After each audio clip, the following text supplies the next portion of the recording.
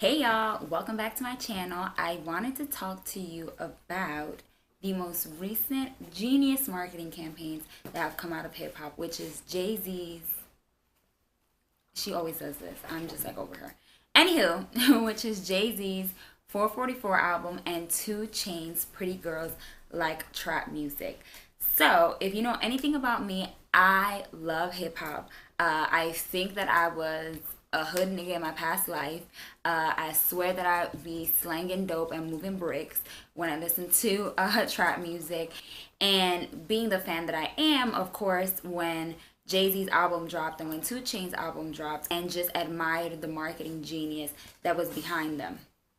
As small business owners and entrepreneurs, there's definitely a lot that we can take away from the 444 album and the Pretty Girls Like Trap Music album, because the marketing to get those albums sold was unlike most marketing tactics, especially in the music industry. So Jay-Z and 2 Chainz, well, not really them, but their team really did something that changed the game, which was they created demand. They made listening and buying the album a movement that you wanted to be a part of, similar to how Beyonce's team does for her as well. For you, there are ways that you can create demand in your own business. And we're going to use Jay-Z and 2 Chainz as examples. So the first thing that you want to do is use exclusivity and loyalty to drive sales. What does that mean? So Jay-Z, as we know, has his own music streaming platform called Tidal. And on Tidal, you were able to listen to the 444 album 2 ways. If you had already subscribed to Tidal prior to the album dropping, or if you were a late bee like me, you could only listen to the album if you were a Sprint user, if you had recently downloaded the app. So Jay-Z did a great job at one, making sure that he rewarded the loyalty of those people who had already subscribed to his app. He's also offering a pre-sale for his tour for Tidal members as well. And he also created that exclusivity, because if you didn't have Tidal and you were not listening to that Jay-Z album when it dropped, you were missing out. You felt like if you didn't get your hands on this album, like you could just not coexist with everybody else. It was on everybody's timeline. It was on everybody's feeds. It was what everybody was talking about the next day. So it truly created this feeling of FOMO, which is fear of missing out, if you had not listened to the album the next morning. So 2 Chainz did something similar. He took a house and painted it bright pink, just like his album cover here in Atlanta. Just put it up and waited. Right? And it turned into a social media phenomenon. It has been posted on Instagram over 300,000 times. It has been on every news station locally and even across the nation. People from Australia have come to see it. People have traveled from the West Coast, from up north, just to take a picture in front of this pink house. So how exactly did he create exclusivity?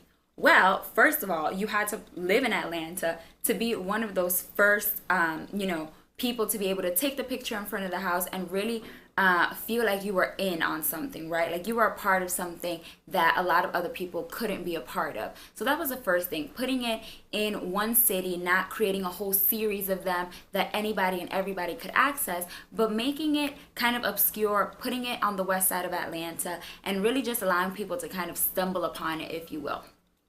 Then he also created exclusivity by allowing events to happen inside of the actual trap house. So I went to an event called Paint and Vibe, where you actually got to go in and paint a pink trap house. So it was pretty dope to be in there and again feel like you're part of this exclusive community that, as everyone else is taking pictures outside of the trap house, you actually get to walk in, go inside, see what's in there, and paint your own trap house as well. So that was another example of creating exclusivity with those specific events that happened within the trap house that weren't open to the general public. So think about, how can you create exclusivity in your business? Are you going to offer sales or events or opportunities specifically for people on your email list or past buyers? Are you going to, reward loyalty or award your, most loyal Facebook or Instagram fans with a free gift. Think about what are some ways that you can create exclusivity in your business and offer something to those people who have been rocking with you from the beginning, or offer something special to those people who have opted in to your list or purchased a product before. It's a great way to not only get the conversation going, but again, to create that demand, because people are going to be like, hey, how does this person have something that I don't? You know, that kind of curiosity is going to get sparked, and you're going to be able to create some buzz around your product or your service.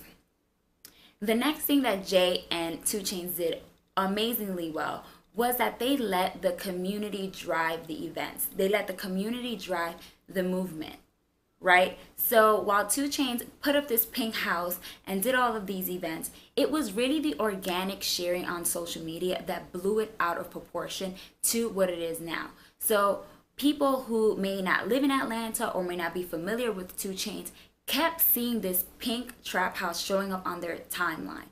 I even had some people DM me and ask me, what the heck is this? You know, so it was definitely very, very organic, which again created demand because people felt like they were out of the loop or missing out on something. Now, Jay-Z also created a huge Twitter and Instagram phenomenon, because when his album dropped, I mean, literally like in 30 minutes, my whole Twitter feed was full of Jay-Z lyrics. My whole Instagram feed was full of Jay-Z lyrics. Facebook had 1,000,001 graphics with Jay-Z lyrics on them. I mean, if you weren't listening to the album, you were definitely imagining what it sounded like because of all the lyrics that were pouring onto your social media feeds. That was also community driven, right? Jay-Z didn't go out and have a Twitter chat. He didn't go out and release it live or, you know, do a big announcement. All he did was drop the album and let his fans and followers do all the talking for him. And again, you kind of felt like you were at this big, you know, worldwide virtual listening party where everyone was listening to the same thing at the same time, reacting to it, conversing about it, and just really having this amazing organic experience and fellowship, quite frankly, on the internet. So it was really, really, really cool. And I definitely think that if that was something that would have been planned, it wouldn't have turned out as well. Because of the fact that these two things blew up due to the organic nature of the sharing, we have to take some notes as business owners, guys.